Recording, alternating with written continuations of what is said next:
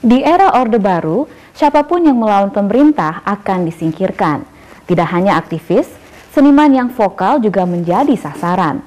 Tapi pencekalan yang dilakukan oleh pemerintah kala itu justru membuat seniman di grup teater Koma semakin tangguh. Hingga kini, Koma sudah menginjak usia 35 tahun. Bagaimana teater Koma bisa bertahan untuk tidak sampai titik? Laporan berikut sekaligus menutup perjumpaan kita dalam Asia Calling. Terima kasih sudah menyaksikan, kami undur diri dan kita jumpa lagi dalam episode berikutnya. Asia Calling, your window on Asia.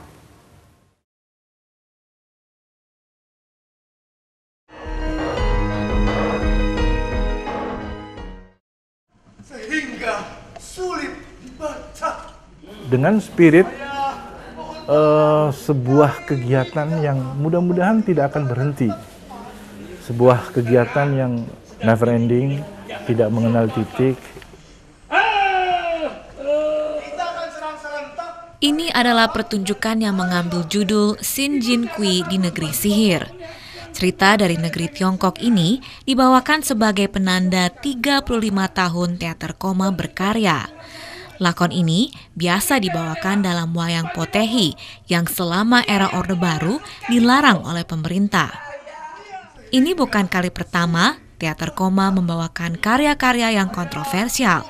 Selama 35 tahun perjalanannya, teater ini sudah berulang kali menggarap lakon yang membuat geram penguasa. Dari sejak dulu, saya selalu dibilang bahwa teater Koma sangat politis. Sebetulnya dalam istilah saya adalah itu concern terhadap masalah-masalah sosial. Bahwa itu politis mungkin iya, tetapi ada peristiwa yang mengganggu nurani saya paling tidak, bahwa pada akhirnya itu mengganggu nurani kita semua yang menonton, itu alhamdulillah. Tapi paling tidak ada yang mengganggu saya untuk pada akhirnya saya menyebut ini tidak adil. Insan masih hidup? Iya. Oh, kasih tahu bagaimana caranya kembali ke bumi. Mengkritisi kondisi sosial politik yang sedang terjadi di tanah air sudah menjadi identitas teater Koma. Tak heran jika pada pemerintahan Orde Baru, kehadiran teater Koma dianggap sebagai ancaman untuk pemerintah. Saya mencoba untuk, pada waktu itu istilah saya, untuk menggelitik, tidak memukul. Gitu. Sedikit mencubit kadang-kadang. Tapi di zaman Orde Baru, hal yang sedemikian saja rupanya sudah dianggap sebagai sesuatu yang membahayakan.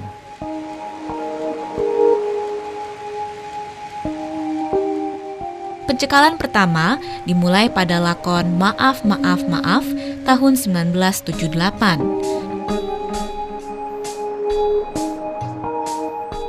Ancaman bom datang pada lakon Opera Kecoa tahun 1985. Tahun 1988, pementasan Sampai Engtai harus dimulai dengan diinterogasinya Nano Riantiarno oleh Bakin, hingga akhirnya tahun 1989 Depdikbud melarang untuk dipentaskan. Kondisi seperti ini masih terjadi sampai tahun 2000 ketika gedung teater Tanah Air diancam akan diledakkan jika lakon opera primadona dipentaskan. Sebetulnya kan gampang aja, dipanggil aja untuk dialog gitu. Tapi kenyataannya saya dipanggil bukan untuk dialog tapi diinterogasi. Artinya selalu ditanyakan siapa backingmu, dari mana biayamu, terus untuk tujuan politik apa, selalu begitu. Yang paling sensitif, yang paling rapuh dan senggol bacok itu politik. Politik itu kalau disinggung tuh paling sensitif, ya kan? Apalagi dia memiliki kekuasaan, ya kan? Nah itulah yang akhirnya dialami oleh Koma ketika di Opera Kecoa dan yang lain-lain dilarang. Artinya keleleran. Dalam kondisi seperti apapun, Nano Riantiarno dan teaternya tetap bertahan. Pelarangan, pencekalan, serta ancaman yang mereka terima selama ini, mereka anggap sebagai tantangan untuk terus berkarya.